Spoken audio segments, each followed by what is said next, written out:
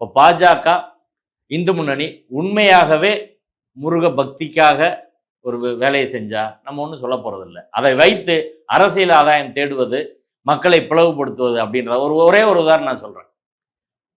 அவங்க அமித்ஷா வந்தார். ஒரு 10 நாளைக்கு முன்னாடி தான் மதுரைக்கு வந்தார். 15 நாளைக்கு முன்னாடி.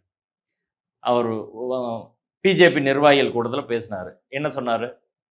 சிக்கந்தர் தர்கா என்ற திருப்பரங்குன்றம் மலையை சிக்கந்தர் தர்கா என்று பெயரை மாற்றுவதற்கான முயற்சி திமுக அரசு செய்கிறதுன்னு சொன்னார். இது அப்பட்டமாக 1000% பொய். ஒரு உள்துறை அமைச்சர் பொய் சொல்றாரு. அவர் சொன்னார்ல, அதுக்கான ஆதாரம் என்ன இதுவரை சொல்லியிருக்காங்களா? 1813 இனாம் ரிஜிஸ்டர், மானிய ரிஜிஸ்டர், 1863 உள்ள இன்னும் பல்வேறு ஆவணங்கள், மதுரை மேனுவல் எல்லாத்துலேயும் சிக்கந்தர் மலைன்ற பேர் இருக்கு, ஸ்கந்தர் மலையின் பேர் இருக்கு. இது ரெண்டையும் மதுரை சார்பு நீதிமன்ற நீதிபதி ராமையர் அவர்கள் அவர் தீர்ப்பிலே பதிவு பண்ணியிருக்காரு. என்னென்ன ஆவணம் இருக்குன்னு சொல்லி. 1813 திமுக கட்சி இருந்துச்சா? திமுக அரசு இருந்துச்சா?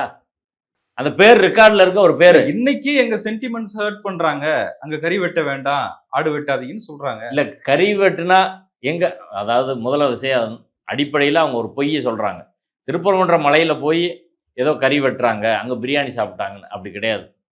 அந்த மலைப்பகுதி என்பது வேறு, இந்த பகுதி என்பது வேறு. சிக்கந்தர் தர்கா பகுதி என்பது வேறு. மதுரையில் இருக்க எல்லாருக்கும் அது தெரியும். நவாஸ்கனியை தான் சொல்றாங்க. நவாஸ்கனி அவர்கள் பிரியாணி சாப்பிட்டாரு முருகன் மலை பகுதியில்னு. நவாஸ்கனி அவர்கள் முருகன் மலை பகுதிக்கு போல, பிரியாணியும் சாப்பிடல. இன்னைக்கு வரை நாங்கள் ஆதாரம் கேட்குறோம்.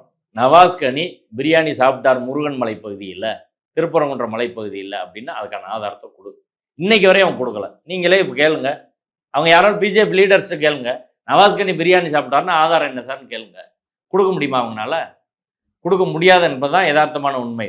ரெண்டாவது, அசைவம் சாப்பிடுவது இழிவாக பேசுறது இருக்குல்ல, அது ஒட்டுமொத்த எல்லா மக்களுக்கும் எதிரானது. நான் ஒரே கேள்வி கேட்குறேன்.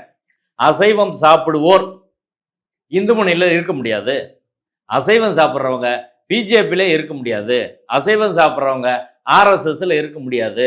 அதான் நம்ம கொள்கைன்னு முதல்ல உங்கள் கட்சியில் அதை இம்ப்ளிமெண்ட் பண்ணுங்க.